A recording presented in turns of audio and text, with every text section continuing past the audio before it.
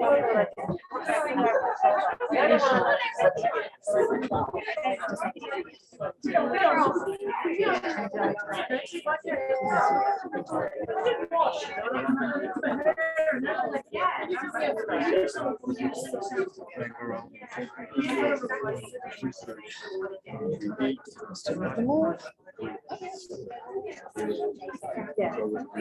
hello everybody, and welcome to Avid Reader and to our friendly neighbourhood chainsaw as well. So hopefully through our mics you'll be able to hear us through the sawing that our neighbours doing. So just a couple of things before we start, and welcome to our Zoom people who are coming in through the Zoom room at the moment. A couple of things before we start. For people who are here in the live audience, there are two options for toilets. One of them is through the dark, and it's out into the corner there. There's a light in the corner, and that's an outside toilet. Or you can go back inside and to the stairway behind the counter, which says, this is not a toilet for customers, but it's a toilet for people who are here at our events. So feel free to use that. If you have your phone with you, if you can switch it to silent now, that'd be great. Zoom people, you can keep your phone up, do whatever you want, and you probably know where your own toilet is. So for people on Zoom, there is a chat function, and that's being shown to you now. Louis inside is popping a link to the books for tonight into that chat function, and that is where you could put questions if you have any throughout the event tonight. And I will be able to, I'll be able to pass them on to our guests at the end if we have time for questions. So do store up some questions and send them to me. And if we get time at the end, we will go to questions from the audience here and also from you guys at the Zoom audience at home as well. Just for the new, we just had some rule changes here for people in real life. So the rules now are that we can, you can actually stand up and drink, but you'll be sitting down anyway, so that's okay. But as soon as you finish drinking, you still need to put your masks on because we can't socially distance in this space. But that's the new rule, and apparently you can have vertical dancing. I don't know, and vertical dancing, and I don't know what the horizontal versions of any of these were before this, but that's okay. Right. So I'd like to start the event tonight by acknowledging the traditional owners of the land that we're meeting on. In this area, the Turrbal and the Agra people. I'd like to pay my respects to elders past and present, and also to acknowledge that because we're on Zoom, we are zooming out onto the lands of many different Aboriginal people around Australia. And I'd like to pay my respects to the elders on the land of which you're zooming in from as well. This always was and always will be Aboriginal land, and sovereignty was never ceded. Now, it's my great pleasure tonight to introduce all the guests to you and then play Kate for our MC. So I'd like to introduce you to Dr. Alice Payne, who's Associate Professor in Fashion in the School of Design, Queensland University of Technology. Her research focuses on environmental and social sustainability issues through the life cycle of clothing. Alice is also an award-winning designer and teacher. Everyone welcome Alice. And also Marissa Lindquist, who's an award-winning architect, senior lecturer and QUT Design Lab Regional and Resilient Program Leader at Queensland University of Technology. Marissa is Chief Investigator of the project, an intergenerational learning and living campus, a new model for healthy senior living and integrated school communities urban and regional Australia, and is co-editor of Staging Fashion Show and its Spaces, which is what we're celebrating tonight, one of the books we're celebrating tonight. Marissa has received numerous awards, including the inaugural AIA Dulux Study Tour Award for Emerging Architects in Australia. Everybody please welcome Marissa. And Dr. Tiziana Ferrero-Regis is Associate Professor in Fashion and Study Areas Coordinator at Fashion at the Queensland University of Technology. She has a professional background in fashion, having worked for more than a decade in Milan at Vogue Italia. She has published author in fashion studies, textiles. She's a published author in fashion studies, textiles and sustainability. Her research focuses on reimagining cities through sustainability. Welcome, Ferrero-Regis. And finally, I'm going to introduce you to our MC for tonight, who is Ms. Lydia Manieson, who is a PhD candidate at the School of Design, Faculty of Creative Industries, Education and Social Justice at QUT. I will leave you in the capable hands of Lydia. Thank you, Chrissy. I have had a chance to read both books, and I must say they might appear as two separate books and two different books, but they are in fact two sides of the same coin. Designing Fashion's Future provides a holistic and comprehensive examination of fashion and design from a whole of systems perspective. It gives an innovative and fresh narrative to a rather predominantly westernized and skewed discourse around fashion. Staging Fashion, on the other hand, takes a tailored approach to unveiling a classic moment within the fashion system, which Alice talks about. It looks at the grandeur presentation of newness to the world through fashion shows. And it also presents to us the different actors who come together to make the magic happen. Thank you, Alice, Tiziana, and Marissa, for putting together such eye-opening books. I'll start with you, Alice. When I was reading the book, what was interesting and bewilders me is the fact that you were talking about very, very complex situations and very complex issues. However, you presented it so simply and very, very accessible to the reader. How did you manage to do that? Thank you, Lydia. And it's so lovely to see everyone here. So yeah, just thrilled to be here. Yeah, thank you for the question. My biggest aim as a writer is to be clear and to make things understandable to people and to kind of, yeah, I guess, connect in a very accessible way. So I'm glad you felt that. And the way I did it, in fact, was that I had a lot of help from my daughter, who I would go to her with the ideas I had and try and say, does this make sense? And she'd be like, no, it doesn't make any sense.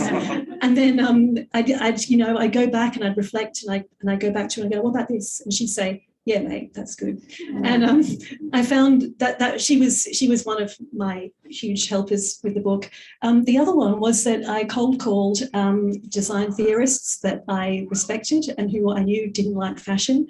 And from them, I actually got really great feedback as well, feedback that challenged me and that, I think made the book better as a result. That worked very well for you and for the reader. All right, Tiziana, who were you targeted with your collection of writings and what was the key thing that you want your reader to take from the book? Thank you. Thank you, Lydia, and thanks everybody for being here tonight. And lovely comrade in our journey in trying to make fashion more sustainable. We started, Marissa and I, for about a year saying we should write an article.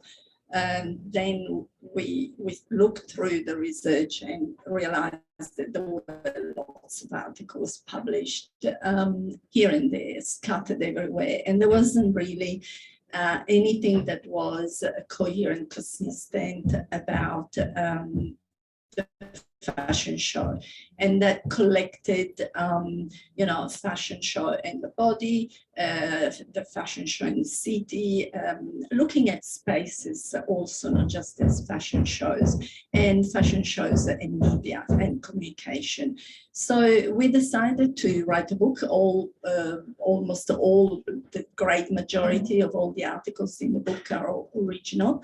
And there is a great variety of articles. So some are the more academic, obviously targeting the academic, but there are also articles from practitioners and also from people who work in the industry. So there's a real variety and language and way to talk about it, about the fashion show. And obviously also what we wanted to do ultimately was to bring to the attention a moment in fashion that maybe is thought by the great majority as this glamorous event, but also is a moment that brings together the work of lots and lots of people, creatives, builders, designers, the designers who make the clothes, the creative directors, the electricians, and the models, lots of. So it's the creation of this magic moment as well that we wanted to target. All right. Still on the curating of the books, Alice, what research need would you say led to the birthing of the idea for this book? So perhaps not so much, well, a need, definitely. Maybe intense irritation, I think, was one thing that led to the birthing of the book, in that I was quite, I guess, fed up with narrow definitions of fashion that trivialized it, that feminized it, that acted as if it wasn't a kind of something that all humans have done throughout history, fashion themselves in time and place and culture. And yet it seems to be sort of narrow to this frivolous kind of, oh, it's just people changing their clothes really quickly. And I thought, no, if we're to think of a future for fashion that is bigger and around sustainability, we have to actually widen that definition completely. And yeah, so one example of the irritation was when I was at a QUT Open Day, like a tertiary expo event, and one of the dads came up to me and I had a sticker saying, you know, ask me anything, I'm from fashion. He looked at me, looked at the sticker, and he said, oh no, not fashion, I don't have a daughter, you know, and then he just sort of wandered off. And that's when I thought, you know, why don't we actually acknowledge that this fashioning that humans do is a universal, and then how can we actually widen a view of a system to explain how, you know, my brother-in-law who wears high-vis to his mining site, how he's fashioned in his time and place and culture. How can we capture all that in a definition of fashion? Thank you for bringing up this gendered issue. Marissa, whilst I was reading your book, I appreciate that it's interdisciplinary, but fashion and architecture seem to be two parallel art disciplines, and they tend to be quite gendered. So how does staging fashion bridge this narrative? Thanks for the question, Lydia, and thanks everybody for being here. It's great to see everybody's smiling faces out there. There's two questions there, I think. The first is that there's fashion and architecture, and probably prior to the 80s, there was a bit of an opinion about the distinction between both disciplines. But in fact, we're both creative disciplines. And we go through similar process. We respond to the world. We're part of a material culture. We respond to our cities and our environments, and we've got the same kind of issues and problems. So sustainability, cost, resources, and there's integrity in the work. Obviously, there's bad architecture and bad fashion, but there's also good architecture and good fashion, and that's about having integrity. So I think that there's a lot of similarities, and I think that that's kind of what we were trying to also suggest through the introduction of the book. In terms of gender, again, I think there's two sides of the story, and I could probably say at the moment that Australia is really well placed to see, I think, both young female architects and young fashion designers, female fashion designers, being quite prominent in our society. It's a really good time because of COVID, and I think that's one of the things. But also it shows that we have agency within those spaces, and I think that's a good thing. Yeah, so I think the other thing for the book is that we looked at a variety of different designers and architects and spatial designers, and hopefully that's something that we've captured, but something also to explore further. Absolutely. Yeah, definitely. Alice, you called for the redefinition of fashion design. In your perspective, what does that entail? So a lot of my research has been speaking to people throughout what I call the fashion system globally, whether it's cotton growers, whether it's, you know, mass market designers who design socks and t-shirts at Kmart or whatever, whether it's, you know, independent designers or whoever. And what's clear to me is that there's no single designer who's there designing the garments. Rather, there's a chain of decisions that flows all the way back, all the way to the farm, and flows forward all the way to the end of that garment's life. We all participate in that designing of our garment, if you like, by adding, you know, different elements around the, you know, the way we engage with it, the way we change it and alter it. So when we position design as a systemic activity, which many actors have a role in, they all have different types of knowledge they bring to bear on this, whether it's technical knowledge, whether it's kind of knowledge of the life world of the consumer that they're trying to reach. We have to broaden that definition of fashion design, because it's not just someone sitting there sketching a frock. Rather, it's this systemic activity that, you know, traverses the world, actually. So by framing it that way, you begin to see different intervention points. You begin to go, well, you don't just change the practices of one designer and say design for X, design for reduced environmental impact. Actually, you go, well, that decision making doesn't rest with that designer. It rests with, as I've met, the person who's responsible for one particular chemical going into a Victoria's Secret item in Sri Lanka. And that chemist told me, yeah, I've been told I've got to take this chemical out. So when you frame design that way, and you realise just, I guess, the opportunities for intervening differently for sustainability. It's interesting. I didn't think of it that way. All right. Tiziana, we also saw uncommon spaces in your book. Uncommon spaces that changed the face of fashion shows.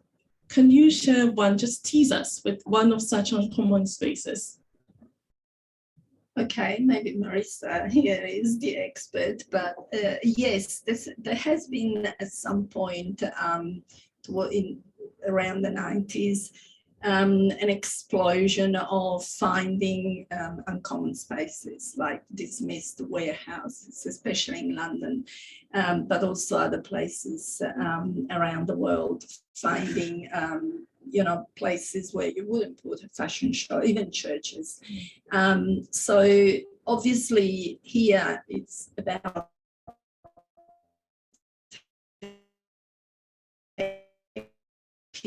fashion designers didn't have money to pay for a fashion show, which costs lots of money. And so, you know, avant-garde that they were going into these spaces, but then it continued. And then it has also evolved into big luxury houses going to exotic places and places and exotic spaces. But maybe the utilization, the architectural utilization of the uncommon space, the ready-made spaces where you don't have to build a set or a stage like it happened in you know, in the spaces where fashion shows happen, but it's already there. It's old, it's decrepit, it adds some kind of grit to what you want to show or point of interest. Do you want to add something? Yeah, I was just thinking about Yohji Yamamoto. So he was a pretty amazing fashion designer, although he doesn't call himself that. But he was operating around the time of the deconstructivist era, which was all about just really questioning what is space and material and what is the world around us. But it was also about looking at, again, the integrity of materials to communicate the qualities of space. So within his fashion shows, he's got very denuded interior scapes, I would call them. And there's this real synergy between what he's trying to say with his work and his craftsmanship and that material integrity and finding the design through the manipulation of the materials and also how that kind of is kind of showcased within the space and the relationship between the two. I think also OMA is another more contemporary architect, and he works a lot with Prada. And it's really interesting watching the fashion shows that he does for Prada, because it's almost like he's testing material and spatial ideas within the fashion show that he might then go on and replay or interrogate within his architecture. And I'm not talking about just him, I'm talking about who OMA is. So it's about a whole agency. And that relates to also Prada and their interest in contemporary artists and material artists as well. So I think that there's this really lovely kind of relationship, and that the use of the space, whether it be unusual, the materials of the space, to convey the language that the designer wants to communicate, the fashion designer wants to communicate through their range. Okay. So from a fashion perspective as well, we did, your book covers a time period from the 1960s to the 2010s. So from a fashion perspective, would you say there have been a profound change in the way fashion shows are curated, and what can you share one of those changes with us? Yes, definitely.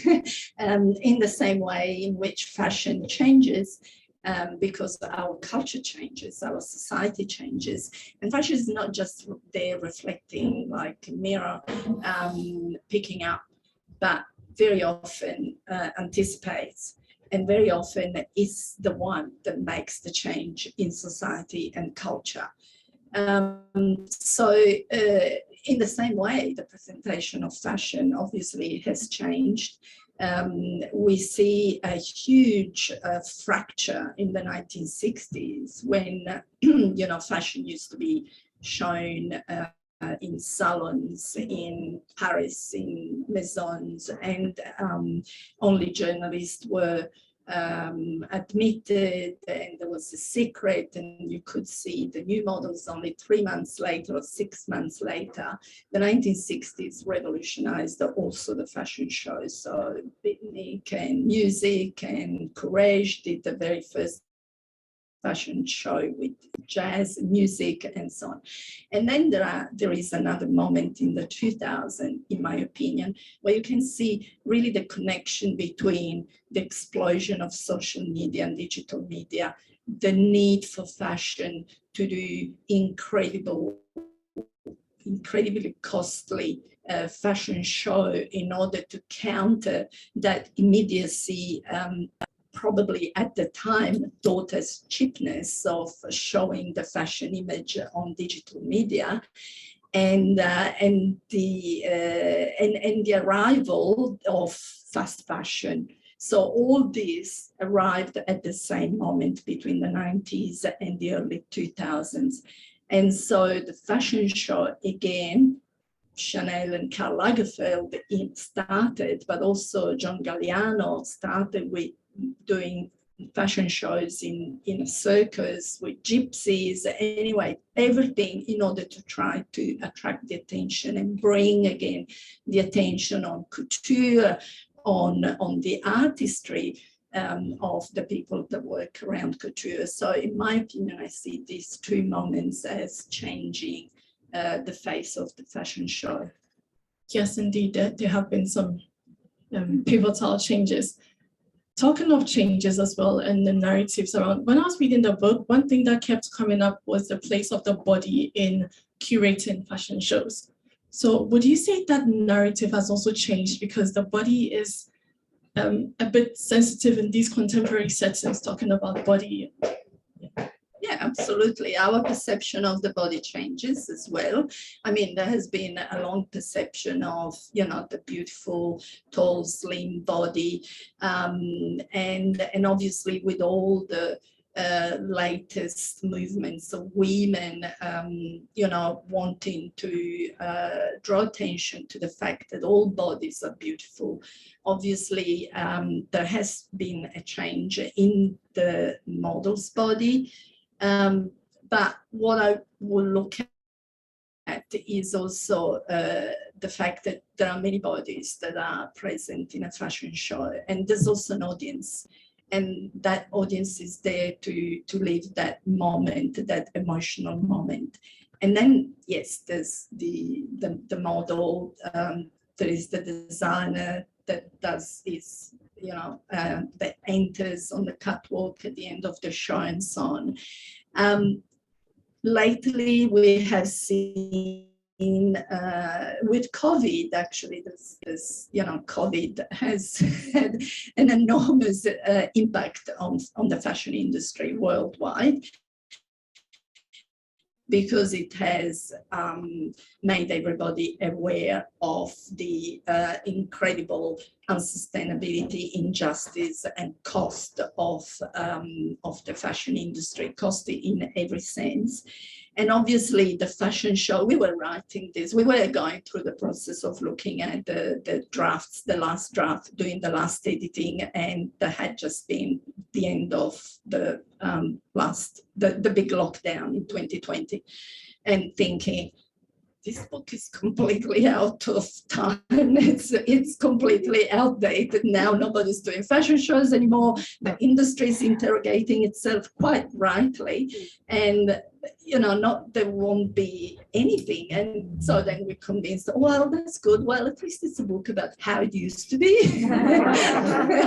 and then as soon as there was an opening, boom, there were fashion shows with models again, and everybody is almost turning back, going back to the big fashion show.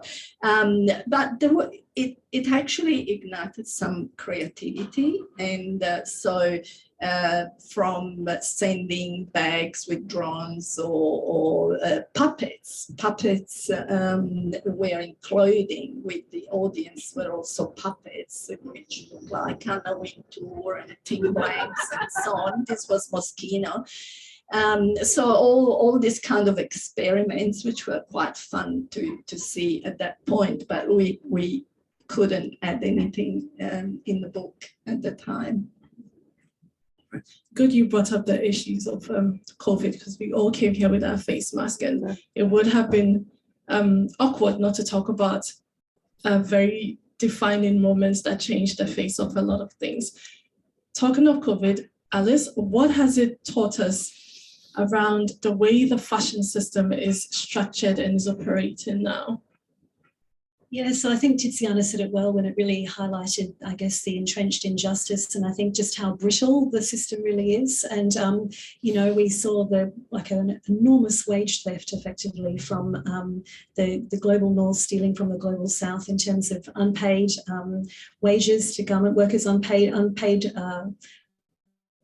orders. It amounts to $40 billion in unpaid orders, and 2 million Bangladeshi garment workers suddenly out of work. And it reminded me of, I suppose, when we talk about changing a system, and we think, oh, what if people just bought less? Well, we saw dramatically what happens when people stop buying. You have 2 million garment workers out of work. And it was such a schism, and it happened so suddenly that I suppose it spoke more for how we need, I guess, a whole range of transitions at multiple different scales and times. And I was also struck by, you know, we had Louis Vuitton moving very suddenly to making PPE, for example, in France. And I thought, and I was, you know, writing this book about systems, and I thought how extraordinary that a brand of the highest sort of symbolic cultural value is now pivoting to make items of the most functional and humble. And it just perhaps, yeah, similar to you, I was like, oh God, this book, it's the whole system is just falling apart around me, and I'm trying to make sense of it. And anyway, so yeah, it was, and then everyone was in lockdown too. So yeah, it's a cheery time all round, but yeah. Yeah. Yeah, talking of change, and your book actually carves out every actor's role in making that change and enforcing that change. And I'm sure a lot of us would want to know, what is my role in having my ethical space? So do you want to share with us our role and how we can contribute to this whole change? Thanks, Lydia. So I suppose one thing that struck me in that all the people I've spoken to around the world around what their role is, what they do in the fashion system and whatever it might be, all of them feel the same kind of thing, that they can't make change. This is even people who are very powerful. You would think like they're very senior in global brands and retailers, that you'd think surely this person has the decision making that could make a huge impact. And in fact, they'd be saying, well, no, we can't. I can't do this. I can't do that. And yet then I'd see, amazing entrepreneurs I know who just go out and do it. And I think we all have, and this is how I kind of frame what we can each do in a fashion system. So we all have an ethical action space. We all have an ability to act. Some people's action space is barely past their elbows, if you like. They don't have the resources or the opportunity. Other people's action space is far bigger. They've got a bigger platform, whatever it might be. What I think is exciting is that when you have people at different points in the fashion system, whether they're in the production networks, whether they're in promotion, or whether they're actually the people recycling it, when you connect those people in different ways, you kind of make wormholes where their ethical action spaces can kind of combine and cross space and time. And that's how you can make change through, I guess, connecting with others. So I would say that all of us have an action space. It might be only as big as our own wardrobe. It might be who we speak to, I guess, how we use our influence, but we all have one. And it's, I think, a moment of reflection to think about what our action space is, what we can actually do. Interesting. I have to look at my action space and what I can do about my wardrobe to make that change. Marissa, should we expect a sequel?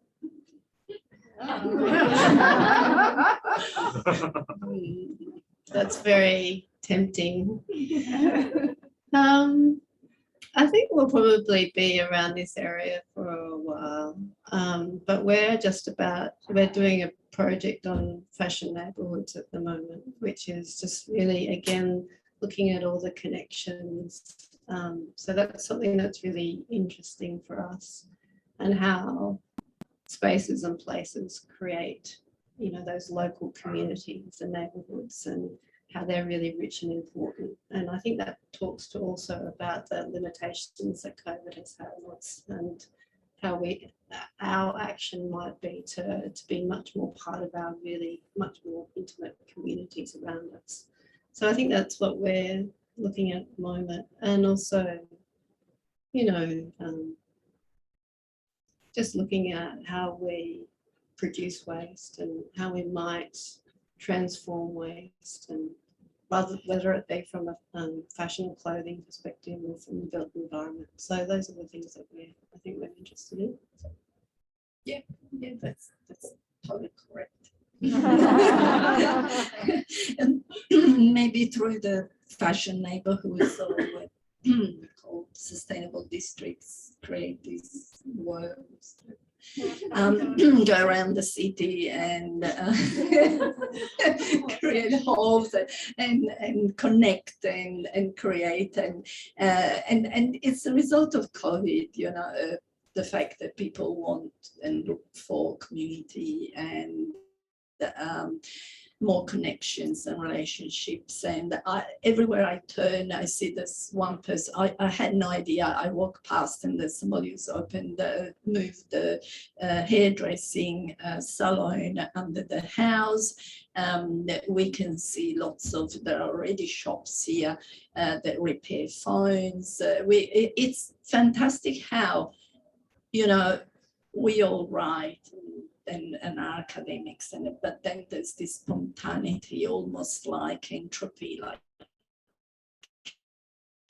house, that where there's action in the community that already happens, that already starts, that people make their own business and start changing the way in which at a local level or regional level, or there's a change, there's a real change. So we're working on that. And I think just with that, there's also that making also is creates this sense of joy, and that's a really incredible feeling to have.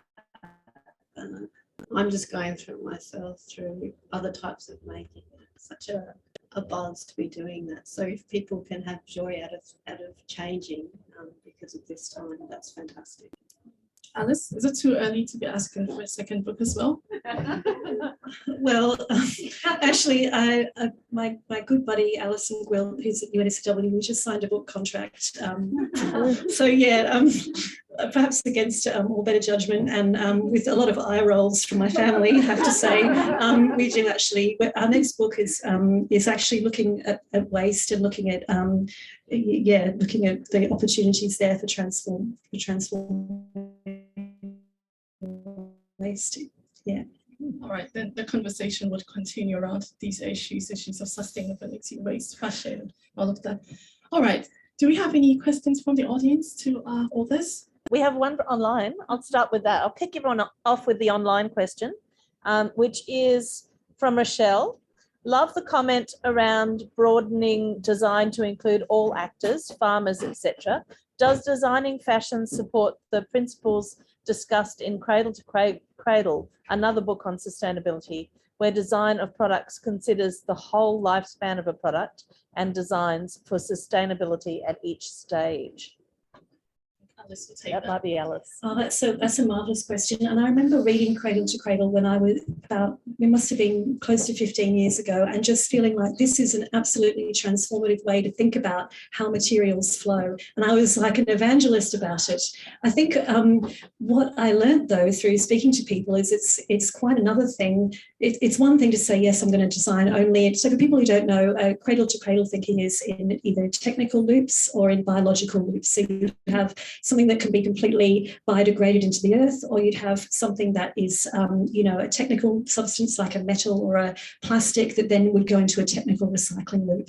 And if you look around us, pretty much everything we wear and have and own are what they call monstrous hybrids, these blends of the technical and the biological. So our entire industrial system is not set up for Cradle to Cradle at all. So then this is where, I guess, design for Cradle to Cradle, to do that, you need to, I guess, look at all the actors who make the decisions around, is that possible and how? And that's why you need a systemic view of design to even achieve something like that. Wow. Any other questions? This one at the back there. I have a question. Did you consider social media and the extent that social media has impacted on fashion during COVID? So TikTok, Zoom, how fashion is being presented in other avenues? So just for the people on Zoom, the question was about social media and how that impacted during COVID on the fashion industry.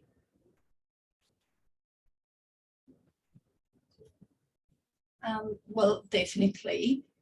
Because clearly, for example, from the point of view of the fashion show, everything went on digital, and clearly the digital media were offering a window and another opportunity. Lots of communities have formed and clearly also grew much more during COVID. And I'm thinking about also, because my other interest, my other research is in wool. I'm thinking about all those craft groups and communities that have mushroomed on Instagram, and there are millions of people in those communities who are who've taken up knitting and crocheting and buying wool that has been made sustainably.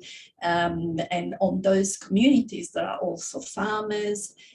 So there has been, in a positive sense, I'm talking here, there has been you know, a connection amongst all those actors you were talking about. So from the farmers to those who also do dyes. Sometimes you find people from South America who put the alpaca wool, they've done it, and it goes all around the world, and people make things and show them. So this has been a wonderful way in which we can look at the social media. Do you want to add anything to it? I did think about the social media dimension, particularly with, I guess, the logic of fast fashion and the kind of acceleration of the most extreme form of change that we see in fashion. And it's quite fascinating how there's a kind of, people are kind of clothing their virtual avatars, if you like. And so there's the social media dimension there. And this is a bit of a sort of sideways point, but I'm actually quite interested in how people fashion their virtual avatars on Minecraft, because my daughter plays a lot of Minecraft, back to my daughter again, and she would tell me about all the culture of how people would change the skins of their characters they play on Minecraft, and how I went into Minecraft once wearing the wrong skin. Like I think I had some kind of costume on that I'd made or I bought, and she just told me, "Oh, Mum, you really freaked out my friend because she saw what you were wearing and she thought that you were, I don't know, something else." And anyway, I just thought what amazes me about that is that fashion, it seeps into everything. It's that fashion has changed, and that culture it's throughout our digital worlds and our digital lives as much as our physical ones. So yeah. Sure. Question here. Hi, ladies. Question for you actually. I worked in the textile industry 20 years. There's a lot of people that I describe as production refugees. So we might have learned what we know about the industry from working in it as it is, but wishing it was different.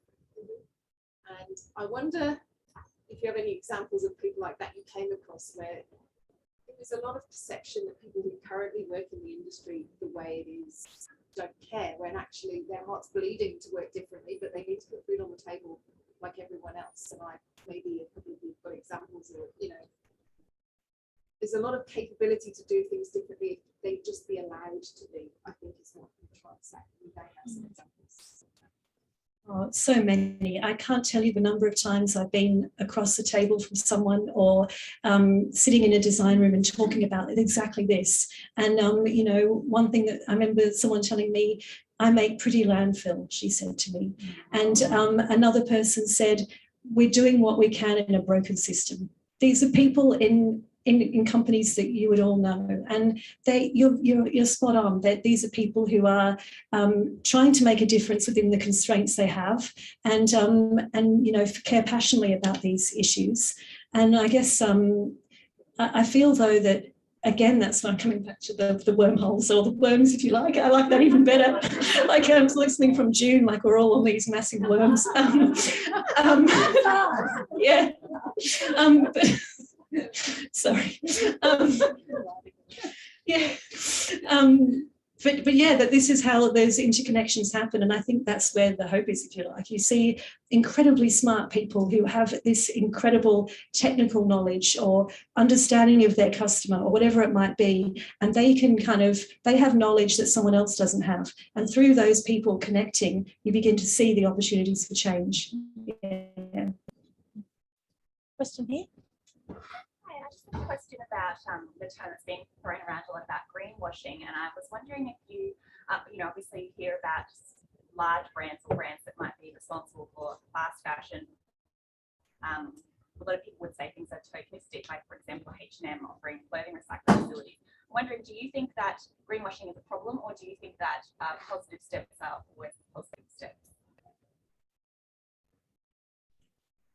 So I guess, yeah, it's a really good question, because you kind of go, well, we know we need a wholesale transformation, and is it just we kind of, tinker at the margins and we release, this is our line of, sustainably sourced, blah, blah, and forget about the rest. We'll just do that line and we kind of tick the box there. You absolutely could make that claim about many of the sustainability claims we see. I also feel another way to look at it is that we're undergoing an enormous system transition, if you like, and that all of those little actions, even if they seem piecemeal or inauthentic or false, they all add up to part of that bigger picture that has to happen and the change that has to happen. So and also, as I said, most people do feel constrained and unable to kind of do the design for sustainability actions that they know. We've known for decades what we need to do. Like there's dozens and dozens of strategies that everyone can take. Yet people don't, and partly why is because of that constraint they face. So I think it is worth celebrating all those actions, however small.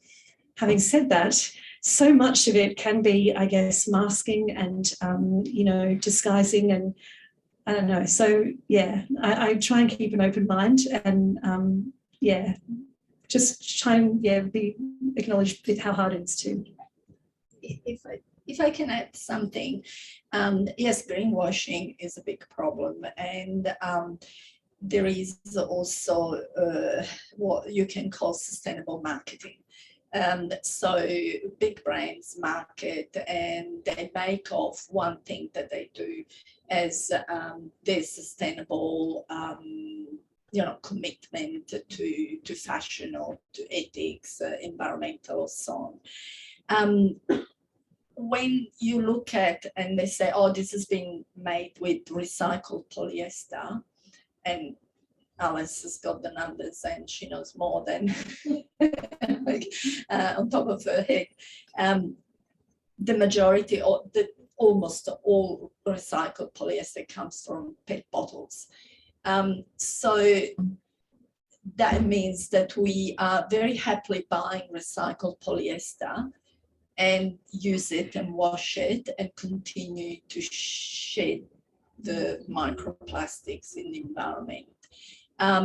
It is something that even the fashion industry and the luxury brands do, but there is some critique that comes even within the luxury fashion industry. So if it comes from them, maybe it's really worrying, where they really think that it is exacerbating the problem, because we are encouraged to buy the plastic, the bottle of water and take it to the recycling plant because it gets recycled anyway. And so we're doing the right thing. And then that bottle will go to for more polyester, which we will find in some clothing. We will buy it because the label says recycled polyester, recycled plastic, and so on and so on. So there is a point in which really we need to stop and really look at the labels and start making choices that are even more radical. And I think the answer to that is youth, and an educated youth, and a youth that are demanding much more, and they're more knowledgeable, and they want to interrogate everything. And I think that's going to change the system for better. I was just reflecting as you asked that about when I was young, and I didn't really have a knowledge of the materials that were going into my clothing. But I think the youth today, they absolutely do, and that's a good thing.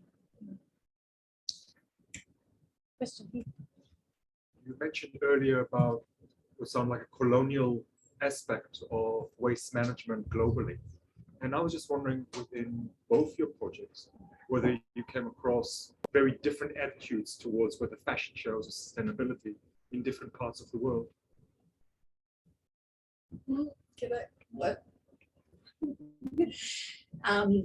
I wrote a chapter in this book, which is about Chanel. And I wrote about the way in which Chanel uses people in the shows. And I'm not talking about models. I'm talking about people like props. So Chanel did in 2016 a show in Cuba. And there was a moment in which the United States had opened up to Cuba and stopped the sanctions that had been happening for 50 years. And I think Rihanna and Kim Kardashian, they all arrived in Cuba to obviously, find the new public, new audience. And so everybody got enamored with Cuba. So the fashion show happens in the middle of Cuba in this wonderful tree-lined street that is a modernist street built in 1920s. And it is surrounded by colonial derelict buildings, and the Cubans are they don't have access to the fashion show other than from the balconies of their buildings as external, as looking down, but they're captured in photos to show, to make a little bit of color and folklore. So definitely in the fashion show, we have seen also this colonialist approach to, and obviously that, just with capital, and here I am, and I'm saying it, capitalism operates, is going to find new consumers, it's, find desires and aspirations and go with the glamour and the glitter, and that's how it, builds new markets. Question here? Oh, Zam, one. Sorry, there's two here. So had you pointed over here first? Sorry, we'll second this. Yeah. Okay. I spend a lot of time with Indigenous people, and I see women in the Indigenous communities getting quite a deal of joy out of design and producing fabric and delivering to the fashion system. That little comment prompted me to think, is the display of Indigenous design and fashion in the fashion show a new hope or a false hope? Well, it looks like it's a new hope, because I've seen articles on The Guardian saying Indigenous fashion is Australian fashion. So it is a different way to look at this at Indigenous fashion, Aboriginal fashion, as expressing First Nations and not just bringing some fresh, a breath of freshness, but really subverting also the way in which we think about fashion, because it comes from community, because it's made by hand, definitely the textile, the prints, and so on. And the fashion show, at least the one, and all of those I know from back 2016 probably, or even earlier, had been organized by Indigenous creatives. The last one that was in Sydney is coming to Brisbane next week. It is being organized by a person whom we also worked in the past, Lillian Grace, and it features, Indigenous designers and so on. So it's done according to Indigenous culture. So that's what I can say. I hope it's a hope and not a usual use of the next new thing that we can have. The back there? I thought I would stand because I'm in the dark, I'm black, and I'm wearing a mask. So thanks for the books. All right, I haven't read all of them because Lydia mentioned that just a couple of days ago, but I reached through it. I thought it was refreshing text because in all our discussion, something that perhaps we could think about more critically, and she wanted me not to use the word critical, so I want is hegemony, and that's just started kind of popping up. So what you find is a lot of times when we talk about Indigenous design and all that, we talk about it with this new glee, and we use a new word, new phrase, new hope. But is that itself ironically a fact? Fashion that would come and pass as we use the word things of fashion in a particular way. So is it just a passing? I think we can. I think what the books promise me is the decolonizing thought around how we design. But we're academics, so maybe we can talk about it around green tea or something. Thank you for your time.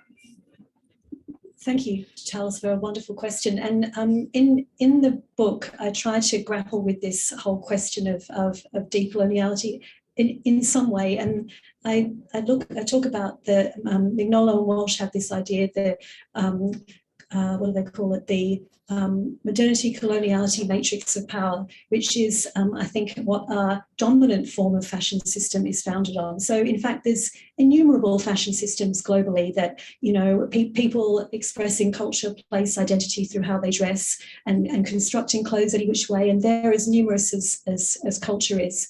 However, there is a dominant form that does exercise its hegemony and sucks all kind of newness into itself, or perceived newness, for the purposes of profit.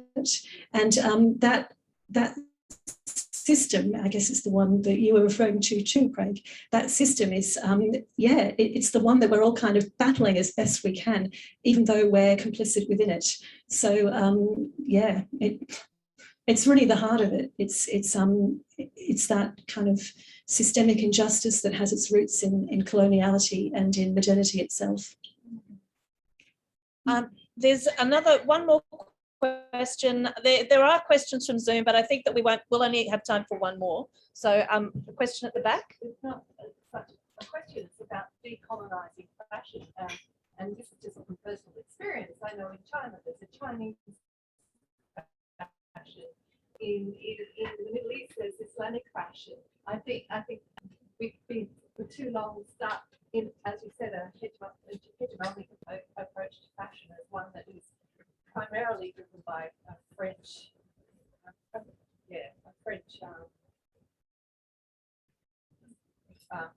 fashion system, and now is really an exciting period globally. It's quite a good place to end, really, I think, actually. You can end on the excitement. Cool. Honestly, the half of it has not been shared here tonight. There are many more insights that we can get from these books, and you need to read it for yourself. In my local parlance, we would say "Esaweni and Seka," meaning it's deserving of being seen and not being told. On that wise, you need to grab your copy and enjoy. Thank you all, and thank you, Alice, Tiziana, and Marissa.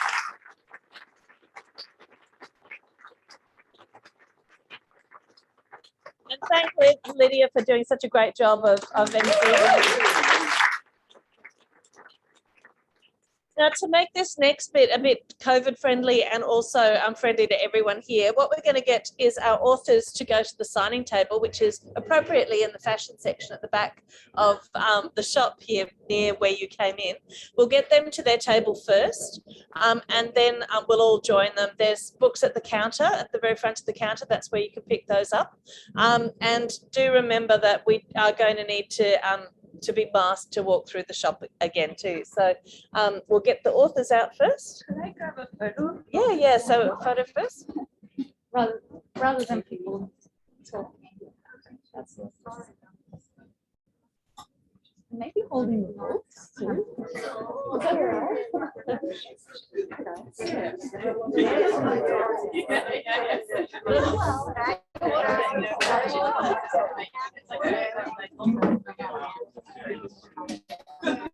Perfect. All right, great. So we're going to get the authors out first. Stand up. Great.